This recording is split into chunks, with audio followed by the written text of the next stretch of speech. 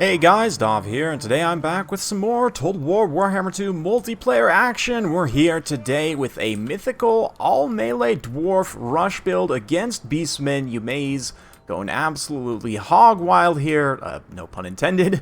Up against the Beastmen, you can see a very sneaky vanguard of some Ungor Raiders, Ungor Herds, and we've got Blackhorns Ravagers as well, Destroyers of Drakewald, so a whole bunch of units moving in. These Slayers getting shot up currently here. They're going to move out of that line of fire and replace themselves with some Longbeards. We've got Longbeards with great weapons as well. Dwarf Warriors in the front line. Plenty of Miners with blasting charges. Grombrindle and Gotrek leading the way. As for the Foul Beastmen, they've got who else but Morgur. Bunch of Best Gore up front. And some Goreherds with shields, along with a Cygor. I believe there's a Beastcaster. Yep, Beastcaster here as well with Cygor summons. So just looking for all the Cygors. Dwarfs are going to open things up traditionally with blasting charges. I should say, as is tradition.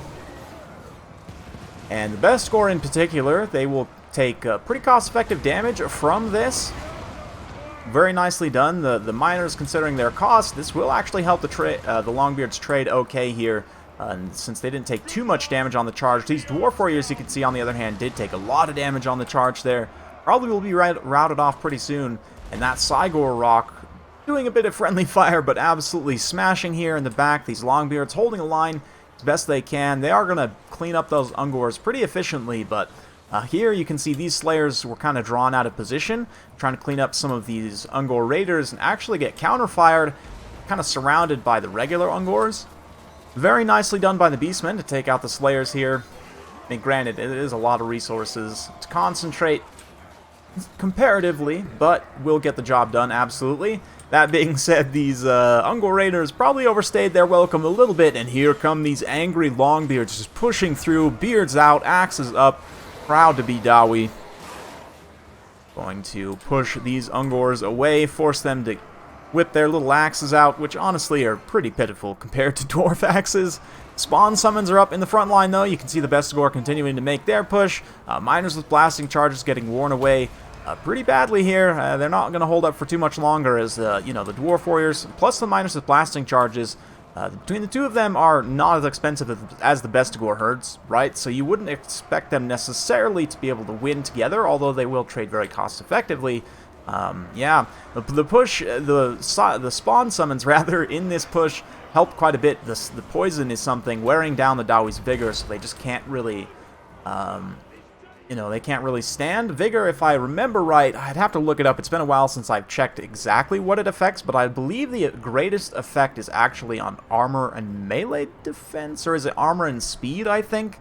I don't remember, but I do remember that armor is a component of that, particularly on the higher levels, so poisoning dwarfs, getting them to that highest level of, exhaustion as quickly as possible is a way to sort of shadow debuff their armor. I don't know if it actually shows on the tooltip when it happens, but I have a video back in the day, a very long-winded video where I talk about stats, and I do talk about vigor a little bit in that, go through some of what it changes.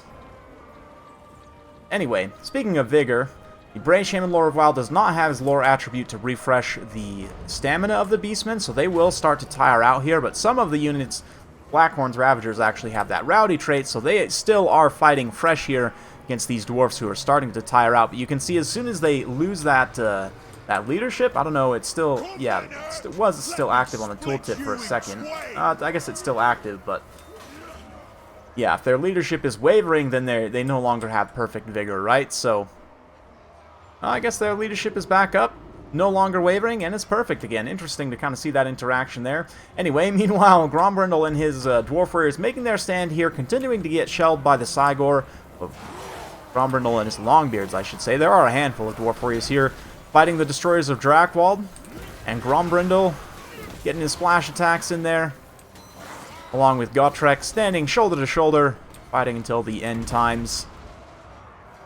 But the Cygor is definitely pretty brutal, and you definitely don't need the Eye of Morsleep here. In fact, not that the magic damage is bad necessarily. It does so much missile damage that I think it just kills the unit models outright anyway. Maybe. The explosion damage might help to have the non-magic, but the regular Cygor is accurate enough that against dwarfs, you don't really need to pay the extra For the Eye of Morslib, the control ability, the snare that the Eye of Morslib has, yeah, not necessary against the dwarfs usually.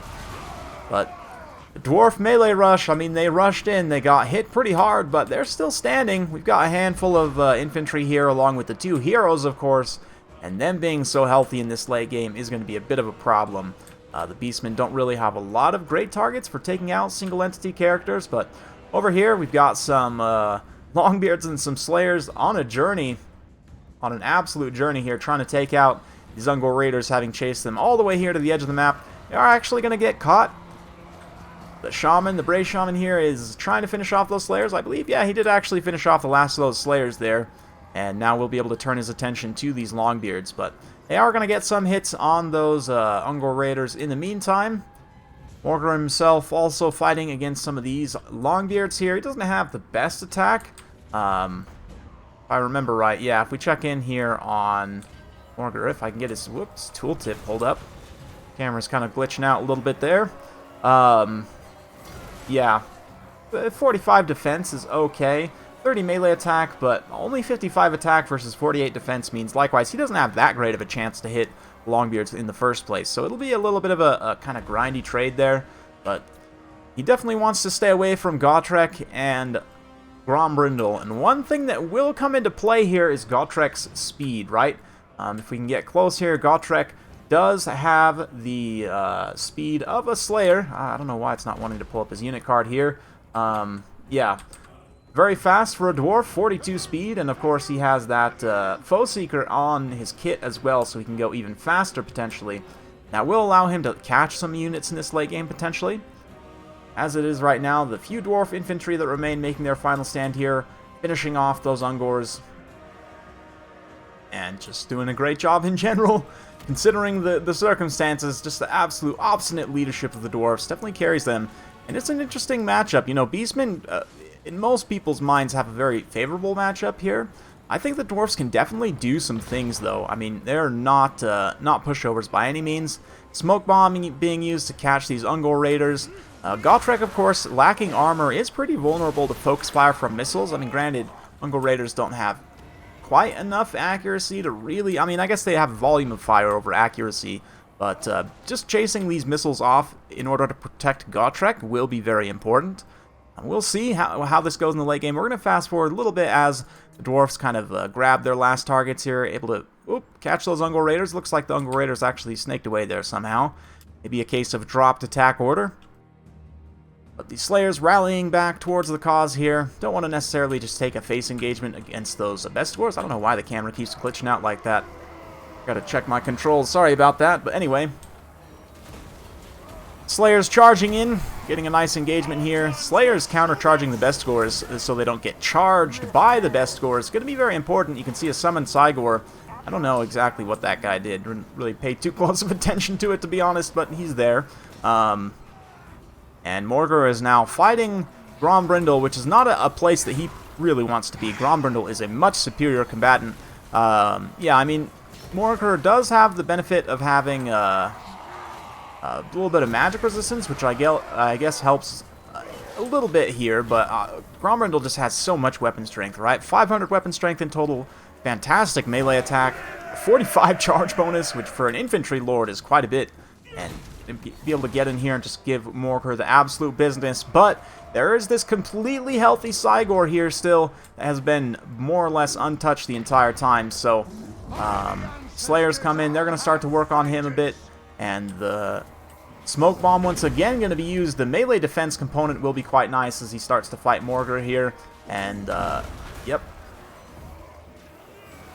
Bray Shaman also making his presence felt in this late game. He comes in and does quite a bit of damage. 300 weapon strength with anti-infantry, 70 charge bonus, not bad at all. And it's definitely not the best situation for Grombrindle, having to fight these 3 single entity models with just a handful of Slayers at his side. Gotrek is where, exactly? Gotrek's way over there chasing off some of these Ungor Raiders, so with Gotrek not being able to help, it's going to be a bit rough for Grombrindle, but, I mean, he's certainly no pushover. And, yeah, if the Cygor is getting blocked by Morgr, that will certainly make a difference here. This one Slayer just absolutely chewing on the ankles of the Cygor. Oh man, this one Slayer is a true hero of the Dawi. Oh no, there's one on the other side as well. Okay, so there's two Slayers here. One of them single-handedly routs the Ungor Raiders that we're trying to support. The other two, or the other one, I guess, chewing on the Cygor. Now they're both chasing the Cygor. And Grombrindle has finished off Morgur, so things are actually looking pretty good. What could have been a dicey situation for the Dwarfs, they were able to carry back a handful of Slayers coming back over here as well. I guess they had chased something off, I'm not 100% sure, but the Bray Shaman staying out and kind of staying away. Problem here is Grombrindle is not as fast as Gotrek, right? So he can't really chase Morgur off. Morgur is a swift beastman, all things considered. 39 speed compared to Grombrindle's 32, so not the best. But Slayers will get the Cygor. Oh man, and he'll get them. These Slayers, they've been absolute champs here, just all across the battlefield, running left and right and center, and chasing things. Man, how cool would it be if there was a Slayer Regiment of Renown that had perfect vigor?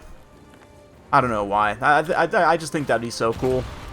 Speaking of the vigor discussion earlier, we didn't see any Rumbling Guard here either, which are a pretty nice tool for the Dwarfs. If you're going with a melee-centric build to try and hold your vigor up in the late game, it can be tricky sometimes, but yeah, I do think the Grumbling Guard are just a pretty good unit in general. I mean, a great weapon unit with charge defense is quite nice in a lot of situations. They trade pretty well with a lot of other infantry units. They're just kind of a great all-around unit. They are kind of expensive for their damage output. It's not amazing. That's kind of their main downside, but with somebody like Grombrindle, especially giving that melee defense debuff, they can hit quite hard, and just in general, they're a great kind of Swiss Army knife type unit, I like to call them, where you can throw them into just about any situation. They're very versatile, can just kind of do a lot of different things for you, but Grombrindle having an absolute pitched battle here against this Cygor. Haven't really had the health bars up much, but let's check in to actually check the status of the fight, and Grombrindle is tanking this fight out, but look at that, another summoned Cygor from the Shaman who was evil cackling on his chariot, just riding around like a menace. Likewise, Morgur has come over to engage Gotrek. Now, Morgur will do okay against Gotrek. Gotrek will absolutely win, but, I mean, certainly Morgur will do better against Gotrek, I think, than Grombrindle because of the lack of armor on Gotrek. I don't know, Gotrek I think hits harder, maybe. I guess they're probably about the same. 500 weapon strength, right? And the bonus versus large doesn't really apply here. Similar melee attack stats, so honestly, yeah, I think that is true. Morgur will do slightly better here, but it's still not a good engagement for him, don't get me wrong. And we see that as Gotrek absolutely slays the foul beast and makes his way to go help avenge Grombrindle, because he is about to buy the farm as well, get stomped by a Cygor. Still fighting, but oh, is that it? Will he rise? No, Gromby, no! This is a grudgeon. Oh man. Gotrek eyes light up with rage, and here he comes. We'll go ahead and fast forward as he marches, runs, sprints, more like. He is a dwarf after all, and this is just ridiculously fast. As he closes the distance, he's going to pop his final kind of burst of stamina here. Foe Seeker putting him up to 52 speed compared to the Cygor's at 39. Cygor running to try and get his Bray Shaman friend back, but it will not be enough. Turns around and with the hill decides to engage Gotrek. But this is just the kind of engagement that Gotrek excels at. Fighting this big monster, he does actually take a couple of hits here, and granted, this is purely RNG based at this point, right? If the Cygor gets a couple of lucky hits on Gotrek, it's all over, but will the Champion Slayer take the day? Looks like actually the Cygor's leadership gives out, and Gotrek, being unbreakable, wins the day. Beautiful stuff. Very nicely done by Yumeis, using the all-melee dwarfs, legendary all-melee dwarfs against Beastmen, carrying the day at a super, super close game. A lot of back and forth, so I hope you guys enjoyed that. I know I sure enjoyed it. Not every day I get to see a dwarf replay like that, and that was awesome. Man, just really well played on both sides. Summoned Cygors did a lot of damage, 119 kills from the Bray Shaman himself, and 143 from the regular Cygor. Man, absolute menace in this matchup. The best score here did pretty well on the front line, but like I mentioned, the combination of the miners with blasting charges and the warriors do cost less than them, so even if they just kind of trade at cost, that's still pretty good in breaking up the best score advance. Obviously, the Longbeards cleaning up a ton of kills in the back line against these Ungors, various other units, but the Slayers, man, definitely carrying into the late game. If you're going to be going all melee dwarfs into Beastmen, 3, even 4, maybe 5 Slayers if you want to throw in one Giant Slayer, although they're a little bit more vulnerable here. But yeah, 3 to 4 Slayers at least, I think, is mandatory. I guess if Gotrek counts as a Slayer here, then this is a 4 Slayer build, right? So it makes sense. Likewise, Grombrindle for that smoke bomb and his massive damage output as well. Both of these guys are just powerhouse foot characters. They hit super, super hard both. And they work very well in tandem together. That smoke bomb just synergizes super well with all Slayer type units, right? Because you want to be able to catch those large units that are fast. And when you have an opportunity to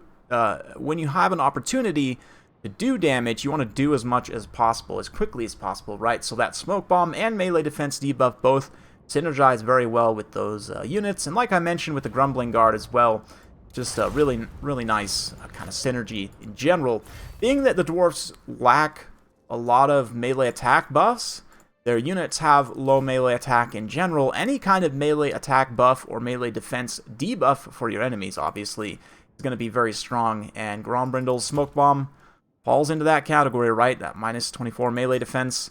And I don't think he had his other 2 items here. Potentially, this Ruin of Axe of Grombrindle can be good in this matchup, but with dwarfs, you do want to cost optimize as much as you can often. And, you know, they have a lot of cost-effective low-tier units that you want to try and go wide with, usually. So, usually, I mean, like, what's it cost? 226? That can go a pretty long way if you don't bring it. Or, yeah, 226, yeah, for the Ruin Axe. But anyway, just kind of some food for thought there. Hopefully you guys enjoyed that dwarf replay. I know I sure did. If you do like this sort of content, be sure to like, subscribe, hit that bell notification button. So every time I upload a new video, you'll be notified. Thanks again for watching, and we'll see you next time.